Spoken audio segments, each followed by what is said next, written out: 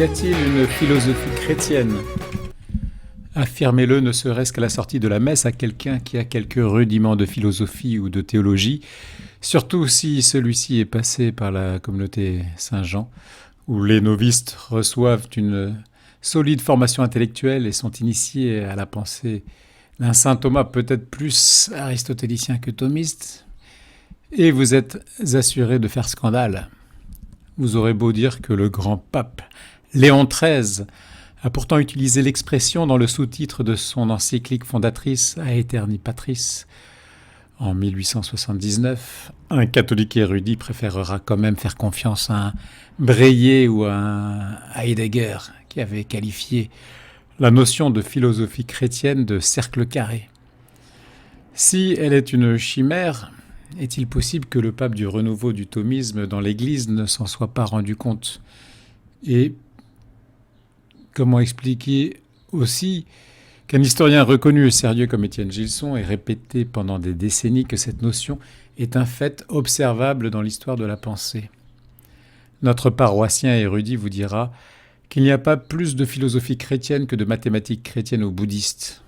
L'exemple n'est pourtant pas très bien choisi car la science mathématique, qui s'occupe exclusivement de nombres et de figures géométriques, d'étendue, science toute abstraite qui n'a peu de choses en commun avec la philosophie, qui s'intéresse aux êtres réellement existants et à leur cause première, ainsi qu'à la morale.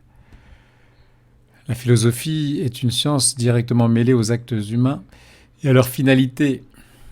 Contrairement aux mathématiques, le souverain bien, qui est Dieu, est au bout de la recherche philosophique, l'être Dieu lui-même en théologie naturelle, qui est la quête ultime de la métaphysique, et Dieu en tant que lieu de notre repos et finalité de nos actes.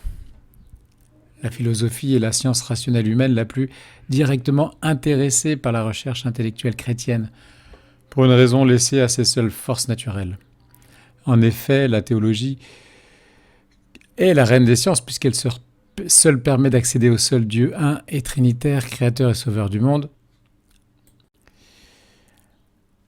L'erreur fondamentale qui est commise au sujet d'une philosophie qui serait chrétienne est de prendre le terme de philosophie dans son sens essentiel.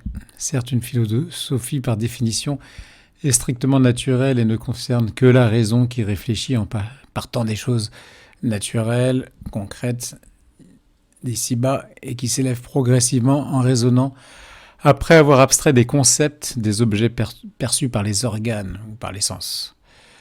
Le christianisme, lui, vit de la foi, et la foi est une connaissance qui prend appui sur la révélation transmise par les saintes écritures et interprétée par la tradition. La théologie part des articles de la foi et non des créatures. Elle avance sous une lumière qui vient d'en haut, alors que la philosophie, elle, au contraire, progresse grâce à une lumière qui monte des réalités d'ici-bas vers celles d'en haut. Vue sous cet angle, la philosophie n'est pas comparable ni assimilable à la théologie, et confondre les deux serait les détruire. Une essence modifiée entraîne par définition une nouvelle essence, une autre chose. Or, lorsque l'on parle de philosophie chrétienne, on veut dire par là, non pas que la philosophie fonctionne comme la théologie, mais qu'il s'agit bien de penser à partir des principes de la raison et non à partir des articles de la foi, en suivant le mode rationnel de composition et de division des concepts, pour aboutir à une conclusion rigoureuse et logique. Philosopher en chrétien ne veut pas dire faire de la théologie. Cela signifie utiliser la philosophie d'une certaine manière au service de buts théologiques, ce qui n'est pas la même chose. La philosophie est chrétienne non par essence mais par mode d'utilisation. Une fois cette confusion écartée, tout devient plus clair. Ceux qui butent sur la notion de philosophie chrétienne n'arrivent pas à faire cette distinction fondamentale.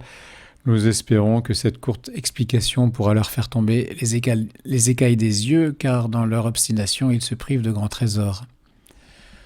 Que nous montre également l'enseignement de l'histoire. De Plotin à Descartes, il n'y a pas un trou béant philosophique de 14 siècles.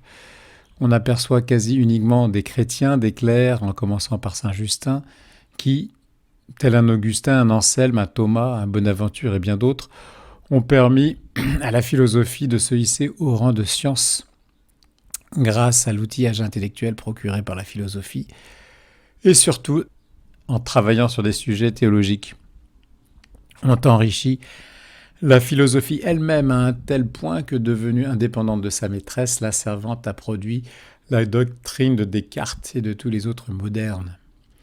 Descartes n'aurait pas philosophé sur la distinction de l'âme et du corps, sur l'infini, le libre arbitre, la transsubstantiation, le péché en lien avec l'erreur, la liberté, sans l'apport de saint Augustin et surtout de saint Thomas d'Aquin. Ce thomisme appris à la flèche par les bons pères jésuites. Sa physique entière se fonde sur sa métaphysique, elle-même rendue possible par la notion de l'existence évidente de Dieu. La lumière de la foi a apporté à la raison des forces nouvelles, une sûreté dans les conclusions, un guide qui lui a évité les erreurs des autres philosophes païens, qui étaient livrés à eux-mêmes. Léon XIII était persuadé que la lumière divine vient en aide à l'intelligence elle-même, et loin de lui ôter de sa dignité, elle accroît considérablement sa noblesse, sa pénétration, sa solidité. Ainsi, c'est se montrer excellent philosophe que de savoir unir l'étude de la philosophie à la soumission à la foi chrétienne.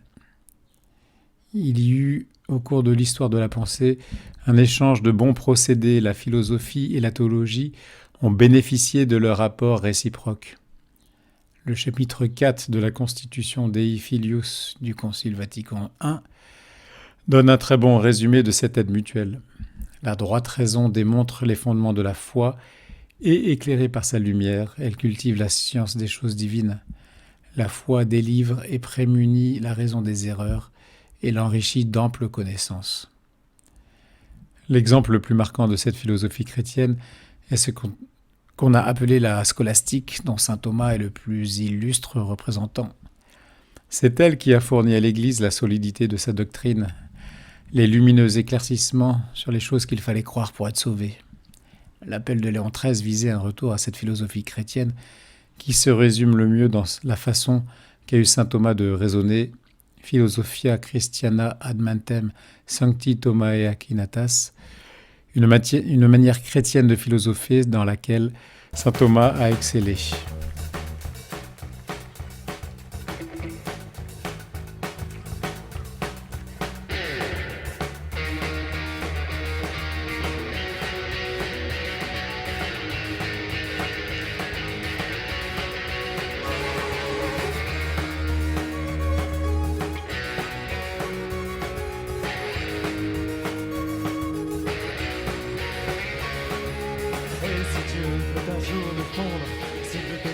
S'approche de lui, qu'elle vienne s'approfondre, comme les nuages sont à la pluie, même s'il n'y a aucun mot pour parler de toi, sauf l'amour qui devrait faire cette lettre, et les signes qui n'existent pas, et la grande riverbette.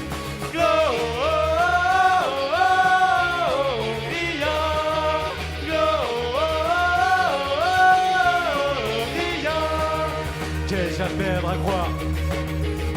Ce n'est le respect des fous. Tout ce que je gagne, je le bois chaque soir. Dans le ciel et ce qu'il y a dessous, je croirai toujours que tu es Seigneur et Saint. Je ne serai pas un rêve ou un songe. Je t'ai vu dans l'hostie sans début ni fin. Et je sais qu'on n'est pas un mensonge.